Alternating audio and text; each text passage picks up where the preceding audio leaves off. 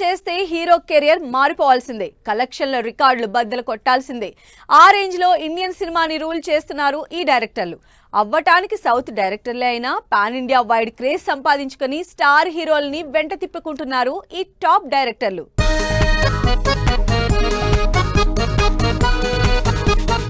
Kannada cinema industry KGF కి ముందు, KGF కి తర్వాత అనేలా ఇంపాక్ట్ క్రియేట్ చేసిన డైరెక్టర్ ప్రశాంత్ నీల్.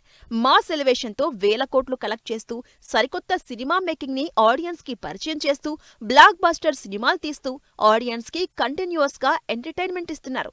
1000 కోట్ల కలెక్షన్లతో అప్పటి వరకు ఉన్న కన్నడ సినిమా రికార్డులని తుడిచిపెట్టేశారు ప్రశాంత్ నీల్. కేజీఎఫ్ తో మొదలుపెట్టిన ప్రశాంత్ నీల్ సక్సెస్ జర్నీ సలార్ తో ఇంకా స్పీడ్ అందుకుంది.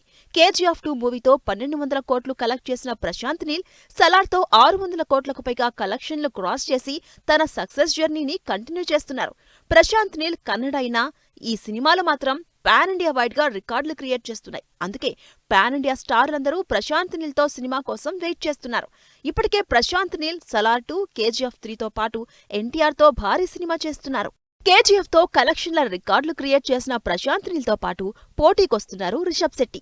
రిషబ్ డైరెక్ట్ చేసిన కాంతారా సూపర్ హిట్ అయింది. లోకల్ స్టోరీ అయినా కూడా పాన్ ఇండియా వైడ్ గా మంచి హిట్ అయింది. అంతేకాదు ఈ సంవత్సరం రిలీజ్ అయిన Kantara prequel pan India wide గా 850 కోట్లు కలెక్ట్ చేసి మరోసారి తన డైరెక్టోరియల్ స్టామినా ప్రూవ్ చేసుకున్నారు రిషబ్ శెట్టి.